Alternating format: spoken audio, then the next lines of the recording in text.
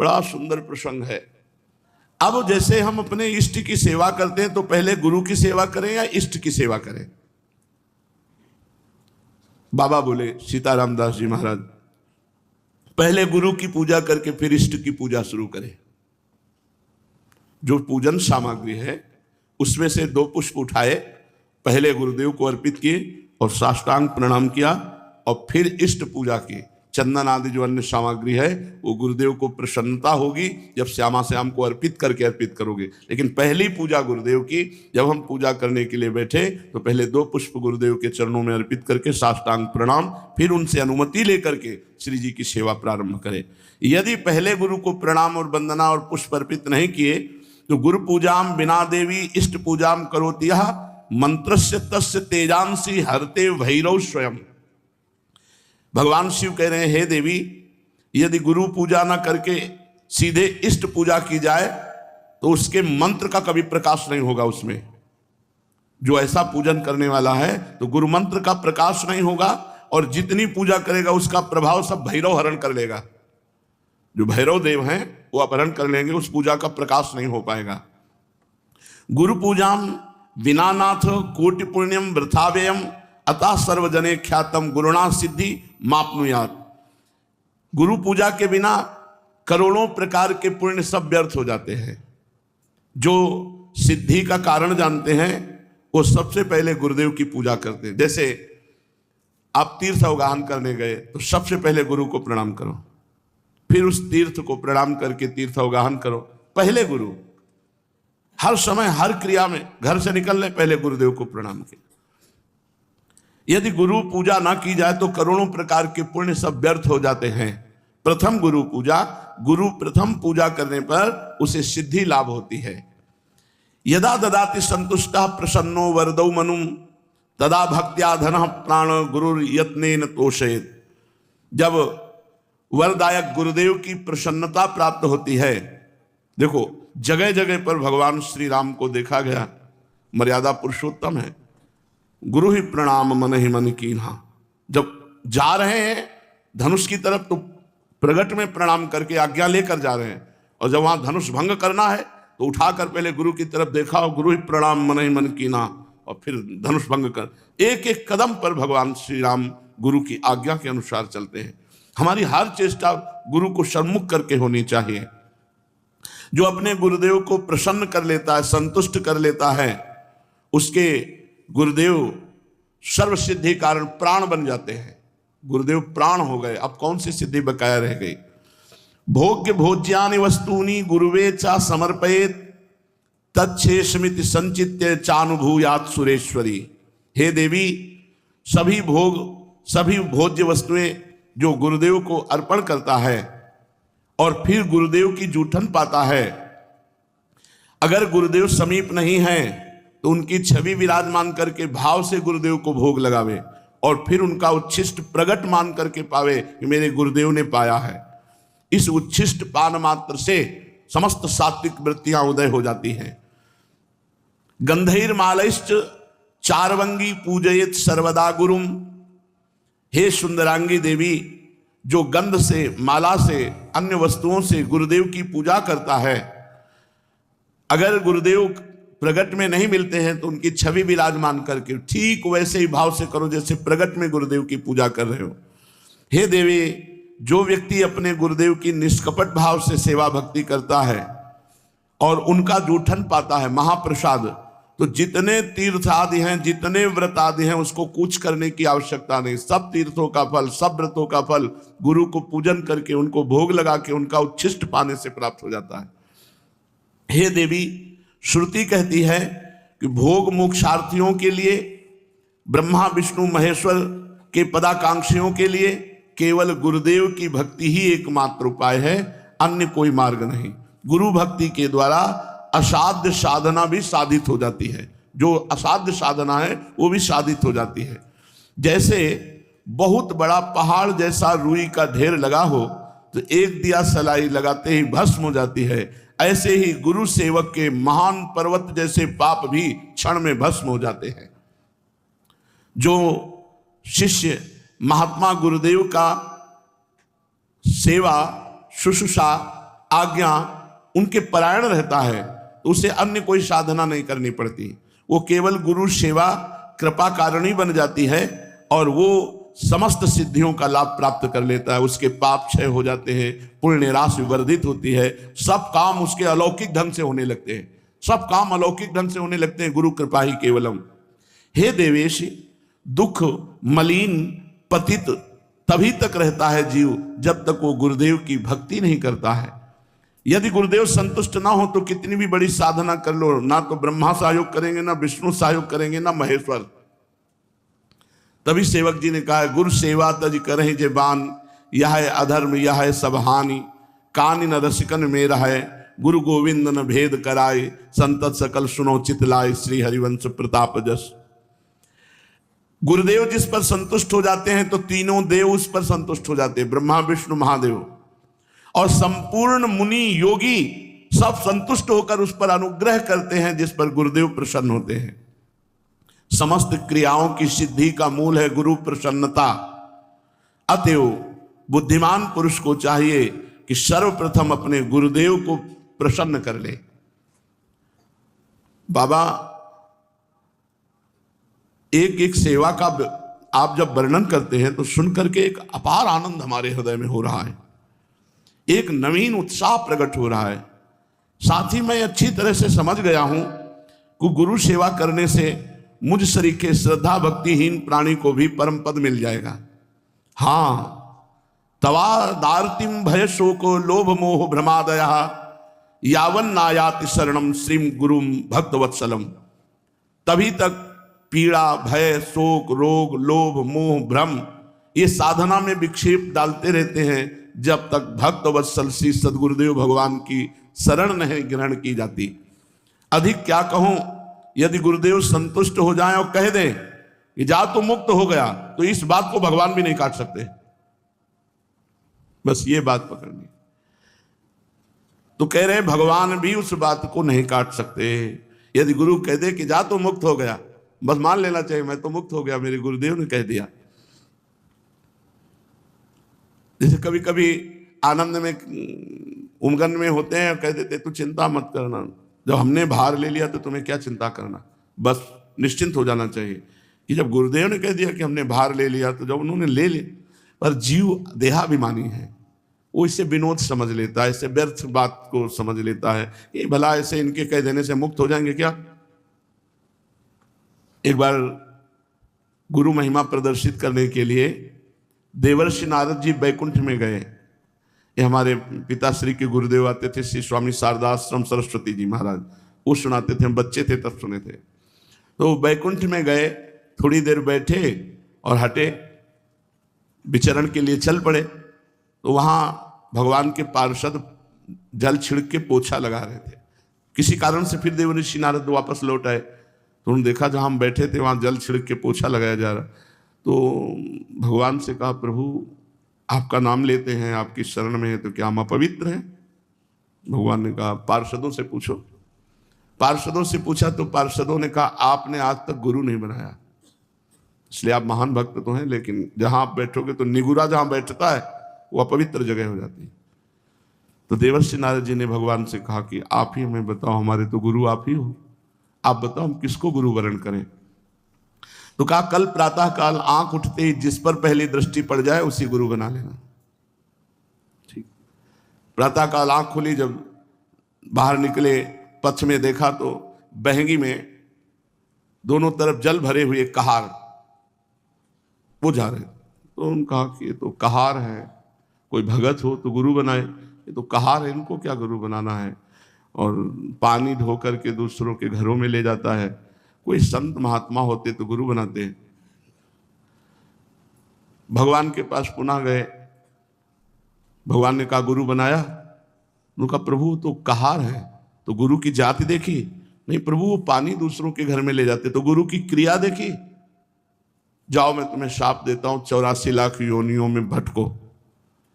देवर्षि नारद जी घबरा गए, कहा प्रभु अब कैसे मुक्ति हो सकती है, आपके श्रीमुख के वचन तो परम सत्य होते हैं। तो कहा अपने गुरुदेव से पूछो जाके, कहाँ मिलेंगे? जहां तुम्हें मिले थे, और वो स्वयं भगवान ही कहार बंद करे। गए चरणों में लौट गए, भगवान मुझे क्षमा करो, आप हमारे गुरुदेव हैं, मैंने आपको गुरुदेव रूप में वर्ण कर लिया, पर भगवान ने शाप दे दिया, ऐसी ऐसी बात थी। तो उन्होंने 84 ऐसे गोल गोल बना दिए जमीन पे और कहा ऊपर का कपड़ा उतार के लौट जाओ। बोले 84 लाख योनियों तुमने पार कर ली, अब तुम्हें 84 लाख योनियों में नहीं जाना पड़ेगा। नारद जी भगवान के पास गए, बोले प्रभु गुरुदेव ने ऐसा बोले, फिर संशय गुरुदेव के वाक्य पर, तुम 84 लाख योनियों से मुक्त हो गए क्योंकि गुरुदेव ने कह दिया। तो यहां शास्त्र में कह रहे कि यदि गुरुदेव भक्त वत्सल कह दे कि जा तुम मुक्त हो गया, तो विश्वास करो भगवान भी इस बात को नहीं काट सकते। यावत चोपाधि पर्यंतम तावत शुश्रूषेद गुरुम गुरुवत गुरु भार्याम तत्पुत्रेषु च वर्तनम। जब तक देह रहे तब तक गुरु की आज्ञा में, गुरु की सेवा में रहे। यदि गुरु आज्ञा करें तो गुरु पत्नी, गुरु पुत्र सबकी सेवा में। ऐसा पूर्व के भक्तजन करते रहे हैं। महाभारत उठा लो, चाहे वेद उठा लो, सब जगह गुरु सेवा। क्योंकि उस समय गुरुजन जो रहते थे वो जंगलों में रहते थे, पर्णकुटी में रहते थे, पर उनकी गुरु पत्नी भी रहती थी, उनके पुत्र भी होते थे। तो यहाँ आज्ञा कर रहे हैं कि अगर गुरु आज्ञा करे तो गुरु पत्नी, गुरु पुत्र आदि की भी गुरु के समान ही सेवा करें। यस्य देवे पराभक्ति यथा देवे तथा गुरो तस्सेते कथिता हरथा प्रकाशन्ते महात्मना। जिसकी परमेश्वर में जैसी भक्ति है उसी तरह गुरु में भी वैसी भक्ति होनी चाहिए, परमेश्वर के समान। श्वेतरोपनिषद में है, यस्य देवे पराभक्ति यथा देवे तथा गुरु। जैसी भगवान में भक्ति है वैसी गुरुदेव के प्रति भगवत भाव होना चाहिए, तभी उसकी बुद्धि शुद्ध होगी और तभी शास्त्र के वाक्य ज्ञान उसके हृदय में प्रकाशित होंगे और गुरु का अनुभव उसके हृदय में स्थित हो जाएगा। शिष्य को समझना चाहिए कि गुरु ही हमारा सृष्टि करता है। हमारे अंदर जो भक्ति की सृष्टि होगी वो गुरुदेव ही करेंगे। गुरुदेव ही हमारे दोषों का विनाश करने वाले संहारकारी रुद्र है और गुरुदेव ही हमारे सद्गुणों का पालन करने वाले भगवान श्री हरि है। अर्थात सृजन, पालन और संहार तीनों कार्य हमारे गुरुदेव करते हैं। हमारे हृदय में दैवी संपदा का सृजन, भगवत भाव का सृजन और उसका पालन और दुर्गुण दुराचार का विनाश। गुरु संतोष मात्रेण तुष्टा शिव सर्वदेवता। यदि गुरु संतुष्ट हो गए तो त्रिभुवन के सारे देवता संतुष्ट हो गए। गुरु तुष्ट हो गए तो भगवान शिव प्रसन्न हो गए। गुरु रुष्ट हो गए तो भगवान त्रिलोचन रुद्र रूप होकर उसके साथ सद्गुणों का संहार कर देंगे। अगर गुरु रुष्ट है तो यह अधर्म, यह सब हानि, कानि न रसिकन मेरा है। बड़ा भारी अधर्म हो गया, बड़ी भारी हानि हो गई, अब रसिकों की सभा में उसका कभी आदर नहीं हो सकता। गुरु तुष्टे शिवस्तुष्टो रुष्टे रुष्ट त्रिलोचना। अगर गुरु नाराज हो गए तो मानो त्रिलोचन रुद्र भगवान उसका सर्वनाश कर देंगे। गुरु पादरजो यस्तु सुधि मूर्धनि धारयेत सा तीर्थ कोटि फलम 10 गुणम लभेत। जो सुजान व्यक्ति अपने गुरुदेव की चरण रज को अपने मस्तक पर डालता है वो करोड़ों तीर्थों के अवगाहन का तत्काल फल प्राप्त कर लेता है और तीर्थों से 10 गुना लाभ उसे प्राप्त होता है। 10 गुणम लभेत फलम। शिष्य भक्त ने प्रश्न किया सीतारामदास जी से, मैं तो महामूर्ख हूं गुरुदेव, अपने गुरुदेव को अभी तक पहचान नहीं पाया, उन्हें मनुष्य ही समझ रहा था और तीर्थ तीर्थ भ्रमण किया। क्या गुरुदेव की चरण तल में सारे तीर्थ विराजमान हैं? इस बात को ना जाने कब मन में विश्वास दृढ़ होगा। हे देव, और कृपा करके गुरु महिमा बताइए। सीतारामदास जी महाराज बोले, गुरो पादोदकम यस्तु नित्यम पिबति भक्तितः सार्ध त्रिकोटि तीर्थानाम फलम सा लभते ध्रुवम। जो मनुष्य भक्ति पूर्वक नित्य गुरु का चरणामृत पान करता है वो 3.5 करोड़ तीर्थों का सेवन का फल प्राप्त करता है। धन्य है महाराज, गुरु चरणामृत में इतनी शक्ति। अरे सुनो, त्रिसंध्यम पिबेत यस्तु गुरु पादोदकम सुधी तस्य नास्ति पुनर्जन्म संसारे दुख वर्तमनि। कोई साधन ना हो, केवल 3 बार चरणामृत पीता हो, सुबह दोपहर शाम, बोले वो निश्चित भगवत प्राप्ति कर लेगा। केवल गुरु चरणामृत से, विश्वास करो, गुरु चरणामृत 3 बार पीने को मिल रहा है, इतने मात्र में भगवत प्राप्ति हो जाएगी। जो बुद्धिमान शिष्य तीनों संध्या काल में गुरुदेव का चरणामृत पान करता है वो इस मोह पथ रूपी दुख भय संसार में उसका पुनर्जन्म नहीं होता। कितनी बढ़िया सुविधा है भगवत प्राप्ति की। वृंदावन वास, गुरु चरणामृत, गुरु छिष्टामृत, गुरु पादुका का सेवन और गुरु चरणों के आश्रित होकर उनकी आज्ञा का पालन, हो गई भगवत प्राप्ति। भक्त ने पूछा इसमें कोई तपस्या या प्रयत्न नहीं हो, आपने कह दिया पुनर्जन्म नहीं होता। ऐसी बात तो हमने आज तक नहीं सुनी। कंचन को त्यागो, कामनी को त्यागो, ये त्यागो, वो त्यागो, ये बातें तो सुना है। केवल 3 बार चरणामृत रोज पीता रहे, भगवत प्राप्ति हो जाएगी, पुनर्जन्म नहीं होगा। वत्स, बाबा बोले बेटा ये बहुत गुप्त बात है, बहुत श्रद्धा की बात है। ब्रह्मा विष्णुश्च रुद्रश्च सर्वाश्च पितृदेवता तिष्ठन्ति श्री गुरु पाद पद्मार्चिते शुभे जले। जो गुरु को चरण प्रक्षालन के लिए जल अर्पित किया गया और गुरु के चरण धोए गए और फिर चरणामृत पिया गया तो सारे पितरों का उद्धार हो जाता है। सर्वाष्ट पितृ देवता, तर्पण से उनको जो तृप्ति नहीं होती, गुरु चरणामृत से सारे पितरों का उद्धार हो जाता है। और गुरु पाद पद्म का जो जल है, चरणामृत है, पीने से ब्रह्मा विष्णु रुद्र सब देवता उसके अधीन हो जाते हैं। गुरो पादोदकम यस्तु नित्यम पिबेत मानुषः धर्मार्थ काम मोक्षा निधियो जायते च सः। जो मनुष्य नित्य गुरु का चरणामृत पान करता है वह धर्म अर्थ काम मोक्ष का स्वामी हो जाता है, अर्थात चारों पुरुषार्थ उसको प्राप्त हो जाते हैं। अपिवा विगलत पाद प्रक्षालन जलम यदि पिवेद अमृत भावेन यह सा देवी पुरम व्रजेत। गुरु के चरण से स्पर्श किया हुआ जो चरणामृत है उसका जो पान करता है वो साक्षात भगवत धामवासी हो जाता है। गुरु पादोदकम यस्तु शीर्षा धारयेन नरः सा सर्वतीर्थजम पुण्यम लभते नाम संशया। जो व्यक्ति स्नान के समय गुरु चरणों का ध्यान करते हुए अपने मस्तक पर जल डाला तो सारे तीर्थों के स्नान का फल प्राप्त हो गया। विश्वास करो इन बातों पर। सर्व तीर्थावगाहा नाम फलम प्राप्नोति निश्चितम गुरु पादोदकम सम्यक संसारारणवतारणम। जो गुरु चरणामृत अपने सर पर धारण करता है उसे समस्त तीर्थों के अवगाहन का फल निश्चित ही प्राप्त होता है, क्योंकि गुरु का चरणामृत सम्यक रूप से संसार सागर से उद्धार करने वाला है। अज्ञान मूल हरणम जन्म कर्म निवारणम ज्ञान वैराग्य सिद्ध्यर्थम गुरु पादोदकम पिबेत। जो रोज गुरुदेव का चरणामृत पीता है उसके जन्म मरण का चक्र खत्म हो जाता है, ज्ञान वैराग्य उसका सिद्ध हो जाता है। गुरु पादोदकम पेयम गुरुर उच्छिष्ट भोजनम गुरु मूर्ति सदा ध्यानम गुरु स्तोत्रम सदा जपेत। जो गुरुदेव की चरण पादुका का पूजन करता है, गुरु चरणों की चरणामृत का पान करता है और गुरु की जूठन पाता है और गुरु के अधीन रहता है, त्रिभुवन में उसके लिए कुछ दुर्लभ नहीं है। गुरु महिमा तो आपने निहाल कर दिया सुनाकर। पादुका का महत्व, सेवा, पूजा और चरणोदक का पान सुन लिया। अब शिष्य के लिए और ज्ञातव्य क्या है? बाबा बोले बेटा वत्स, गुरोरन्नम महादेवी यस्तु भक्षणम आचरेत कोटि जन्मार्जितम पापो तत्क्षणादेव नश्यति। न स्नानम पाद शोचव्य न चवाचमनम चरेत प्राप्ति मात्रेण भोक्तव्यम नेवस्थानम विचारेत। महादेवी, जब मनुष्य को भगवान की कृपा का विशेष प्रभाव होता है तब गुरु की जूठन मिलती है। ऐसे नहीं मिल जाता कि बहुत तड़पना पड़ता है, बहुत व्याकुलता अंदर भगवान जब देखते हैं तब व्यवस्था बना देते हैं गुरु उच्छिष्ट की। गुरु चरणरज, गुरु चरणामृत, गुरु पादुका, गुरु उच्छिष्टामृत, ये सब गुरुदेव की कृपा से प्राप्त है। जो गुरुदेव को भोग लगता है उस अन्न का जो कण है वो जब मुख में जाता है तो तत्काल सारे पाप नष्ट हो जाते हैं। स्नान, पाद प्रक्षालन, आचमन, गुरुदेव का जो भी है, आचमन किया हुआ जूठा जल है, स्नान किया हुआ सर्वांग जल है। कितनी महिमा पूर्व के संत जानते हैं इन बातों को। और जब प्रसाद मिले तो प्राप्ति मात्रेण भोक्तव्यम नैव स्थानम विचारे।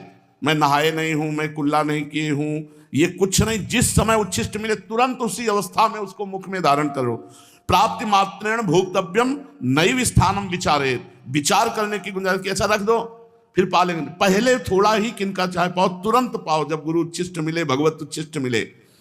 ना ब्राह्मण्यम ना कौलिन्यम ना जाति नाम विचारणम ना ज्ञाति सुत बंधु नाम सत्यानाम तत्र चिंतयन। एक स्थानम स्थितम अन्नम तत्तीर्थश्च मंडलीकृतम भोक्तव्यम मोक्षदम शूद्र इस पृष्ठम न चिंतित।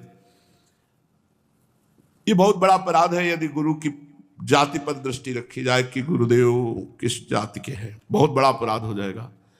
प्रायः जो ज्यादा अपने में देहाभिमानी जन जो जाति अभिमान करते हैं उनसे ही अपराध बन जाता है। ये चीजें बहुत सावधानी की है कि कभी किसी संत के उच्छिष्ट पाने के समय ये बात मत पूछो कि किस जाति के हैं, किस कुल के हैं। अब वो हरि स्वरूप हैं, उनका जूठन पाना हमारे लिए सौभाग्य होगा। ये नहीं सोचना कि जाति पक्ष कुल पक्ष ऐसा। जो गुरुदेव जहां स्थित हैं वहीं से प्रसाद मिल जाए तो मोक्ष का वो कारण बन जाता है। यदि गुरुदेव का प्रसाद मान लो कौआ कुत्ता कोई भी ऐसा जीव अचानक, तो हम उसे फेंकेंगे नहीं, हम उसको पा जाएंगे। जो शेष बचा हुआ है वो हम पा जाएंगे। प्रसाद की ऐसी महिमा। हरिराम व्यास जी ने कहा यदि कुत्ता जूठा कर जाए या कौआ ऊपर से बीट डाल दे तो हम उतना हटा करके वो बीट फिर हम प्रसाद पा लेंगे। प्रसाद को नहीं फेंका जाता कि प्रसाद में, और प्रसाद को गर्म नहीं किया जाता कि अब ठंडा है चलो रोटी गर्म कर लो सब्जी गर्म कर लो, वो फिर अपमान है प्रसाद का। जैसा प्रसाद मिला ठीक वैसा उसी समय पा लिया जाए, ये सर्वप्रथम प्रसाद का सम्मान है। अगर आप कहीं बहुत ऐसा कुछ है बिजी हैं भाई कि प्रसाद से ज्यादा आप कोई महिमाशाली कार्य कर रहे हैं तो किनका तो ले लीजिए, बाद में पा लेना। और मुंह जूठा नहीं माना जाता प्रसाद पाने के बाद। प्रसाद पाके तुरंत आप निज मंत्र जप सकते हैं। गुरु उच्छिष्ट और हरि प्रिया उच्छिष्ट पाने के बाद तुरंत उसमें जूठन नहीं माना जाता। क्या गुरुदेव का जूठन अगर कोई अशुद्ध पुरुष छू ले? तो उन्होंने कहा कि उच्च अधिकारी का यही स्वरूप है कि इस स्पर्श का विचार ना करते हुए तत्काल प्रसाद को पा लिया जाए। ये गुप्त बातें हैं शास्त्रों की जो सुनने के बाद हमारे अंदर श्रद्धा परिपक्व हो जाती है। अनाधिकारी वही है जो गुरु के प्रसाद पर दृष्टि दूसरी कर ले। अरे ऐसा अधिकारी वही है जैसा, मतलब गुरु अधिकार की तो बात सबको पचेगी भी नहीं। जो एक बार बाल कृष्ण दास जी के पावन चरित्र में जो उस समय के श्रोता हैं उस मतलब पचेगी ही नहीं, किसी को नहीं पचेगी। छी ऐसे होगा नहीं होगा। मतलब महाराज जी की अशुद्ध बेशुद्ध अवस्था और उस समय वो लघुशंका, तो उसका प्रसाद सबने मतलब पचेगी ही नहीं किसी की कि ऐसा कैसे हो सकता है। और बालकृष्ण दास जी के पावन चरित्र में लिखा हुआ है उन सब देवी जी और जितना भी परिकर था सबने, और श्री कृष्णाकार वृत्ति में उनको होश नहीं है। तो ऐसा गुरोर उच्छिष्टकम देवी भुक्ति मुक्ति प्रदम भवेत अवश्यम वैष्णव शिष्य भोक्तव्यम तद दिने दिने। हे देवी, गुरु का उच्छिष्ट जो प्राप्त करता है रोज तो उसे भोग ऐश्वर्य भी प्राप्त होता है और मोक्ष भी प्राप्त होता है। वो अहोभाग्य है उसके जिस वैष्णव को अपने गुरुदेव का रोज उच्छिष्ट प्राप्त होता हो। गुरोर उच्छिष्टम च देवेशी तत्सुतोच्छिष्टमेव च भोजनीयम न संदेहो विकारश्चेत अधोगति। जो गुरु का उच्छिष्ट प्राप्त हुआ और उसमें क्या है,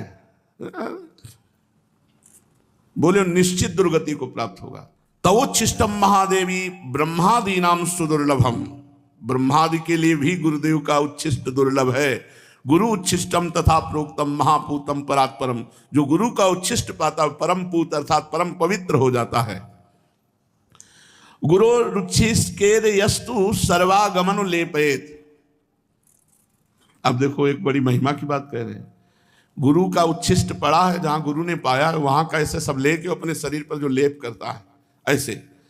गुरोर उच्छिष्ट केर्यस्तु सर्वागमन लेपहित वज्रोपित गात्राणि न भिन्नति कदाचन।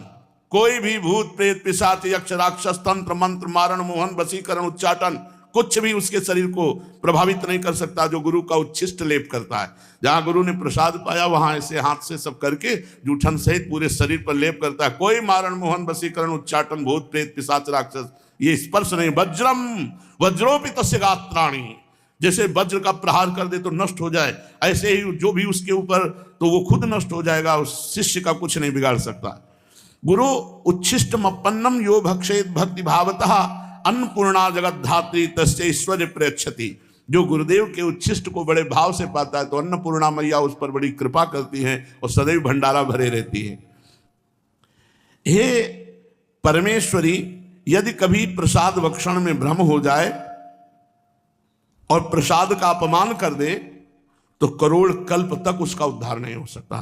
कदाचित परमेशान यदि तत्र भ्रमो भवेत न तस्य निष्कृति दृष्टा कल्प कोटि सतैरपि न भक्षयेदि यस्तु मोहात् गुरोरुच्छिष्टकम प्रिय तस्य क्रुद्धात् भवेत् त्वं विपित्तस्य पदे पदे।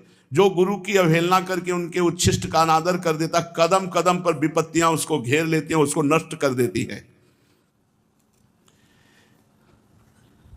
गुरु की आज्ञा का पालन, अब उच्छिष्ट के बाद गुरु की आज्ञा का पालन करना ही सर्वशास्त्रों का परम रहस्य है। गुरु आज्ञा का कभी उल्लंघन न करे और न उनकी बात का कभी खंडन करके अपनी बुद्धि लगाकर उत्तर दे।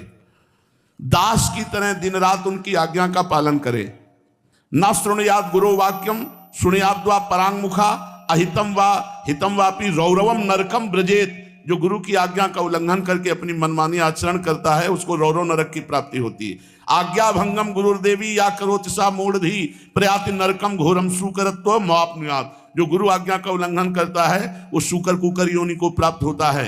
वृथा धर्म वृथा आश्चर्यम वृथा दीक्षा वृथा तपहा। उसका तपस्या बेकार, उसकी दीक्षा बेकार, उसका आचरण बेकार, उसका धर्म बेकार जो गुरु की आज्ञा का उल्लंघन कर देता है।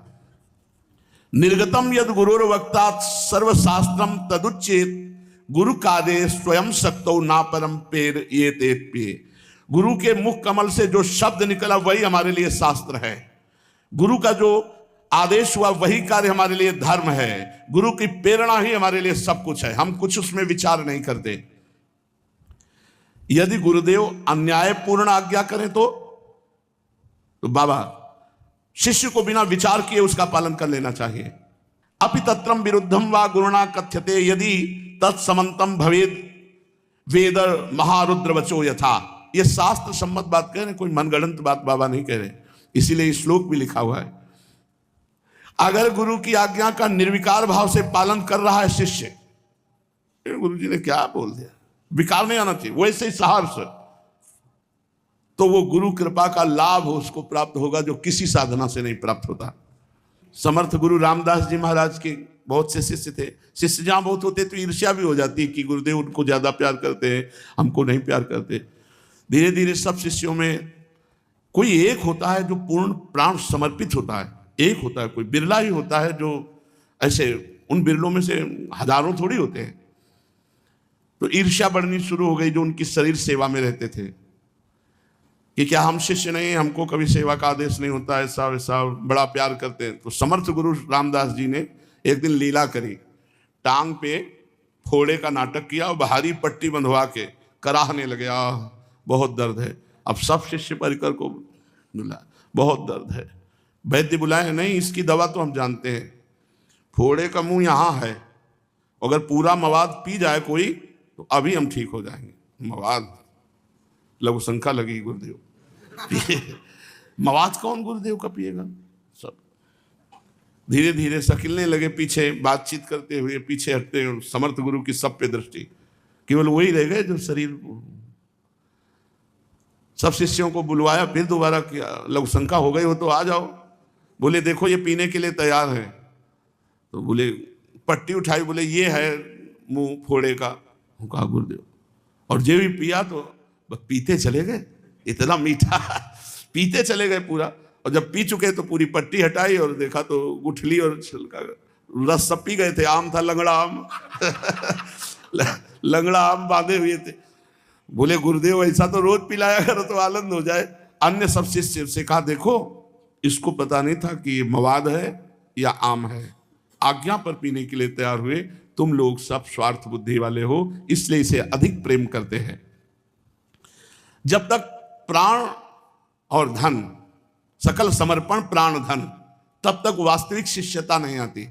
श्री शिवाजी समर्थ गुरु रामदास जी के प्रिय शिष्यों में है। जब ये शिष्य बनने के लिए गए तो इन्होंने कहा, प्रभु मैं आपके चरणों का दास बनना चाहता हूँ, शिष्य बनना चाहता हूँ। तो उन्होंने कहा, भले आ गए, हमारे पेट में दर्द था, शिष्य बाद में बन जाना, पहले दवा की व्यवस्था। उनका राजवैद्य बुलाते हैं भगवान। बोले नहीं, मुझे दवा पता है, जंगल में जाओ जहाँ सिंगिनी के बच्चे हों, तो उस सिंगिनी से दूध दूह के ले आओ, अगर हम थोड़ा दूध पी लें तो हमारा पेट जो दर्द हो रहा है वो ठीक हो जाएगा। कोई सैनिक नहीं होगा साथ तुम्हारे, कोई अस्त्र शस्त्र नहीं होगा, मतलब मरने के लिए भेज रहे हैं। और बोले सोने का पात्र ले जाना, सिंगिनी का दूध और पात्रों में टिकता नहीं, छेद करके बाहर कर देगा। सोने का पात्र लिया, अकेले गए जंगल में, जहां सिंह शावक खेल रहे थे, तो सिंगिनी को देखा, हाथ जोड़ा और कहा, मुझे गुरुदेव की औषधि के लिए आपका दूध चाहिए। वो कोई गाय थोड़ी है जो इस सिंगिनी ने देखा, पुरुष मारी छलांग से, बीच में सिद्ध पुरुष समर्थ गुरु रामदास जी अपने तपोबल से उसको रोक दिया और कहा, बेटा हो गया। मतलब शरीर का समर्पण, पूरा प्राण समर्पित हो तो सिंगिनी खाई जाती अगर महाराज बीच में ना जाते। अब एक दिन झोली लेकर के गए, आवाज लगाई, भिक्षाम दे, गुरुदेव पधारे। गुरुदेव का सब कुछ है, क्या दूं गुरुदेव को? तो पूरी कागजात में सब खजाना, रानी, अपना सब वैभव लिख के झोली में डाल दिया। उन्होंने बोला, हाँ ठीक है, अब राज्य मेरा, तुम दास बन करके शासन करो और दीक्षा हम दे देंगे। सकल समर्पण प्राण धन, तभी सेवा गुरु की बनती है जब अपना केवल गुरु धन बच जाए। मेरे धन है गुरुदेव, ये बहुत मुश्किल बात है गुरु के प्रति ऐसा भाव आना। ऐसे गुरु भक्त शिष्य बहुत दुर्लभ है और ऐसे ही शिष्यों को परम सिद्धि प्राप्त होती है। सिद्ध श्री रामदास काठिया बाबा जी इतना मोटा काठ डलवा दिया था, केवल रात्रि में ऐसे लंगोटी पर रखते थे अपने शिष्य को और आग जला दी, और वो आग बुझनी नहीं चाहिए, अगर बुझ गई तो मतलब सो गए मतलब मंत्रानुष्ठान में चूक हो गई। तो जब ही आग बुझ गई एक दिन, तो मांगने गए, गुरुदेव थोड़ी आग दे दो। उनका इसका मतलब तुम सो गए। इतना मोटा काठ और चैला से पिटाई के चुपचाप सा, गुरुदेव को नहीं छोड़ा जा सकता। चाहे काट डालो, आप हमारे जीवन धन हो, आप हमारे प्राण हो, तब जाकर भगवान की विशुद्ध भक्ति बनती है। बहुत सुंदर चर्चा है, शेष चर्चा आगे। श्री राधा वल्लभ लाल की।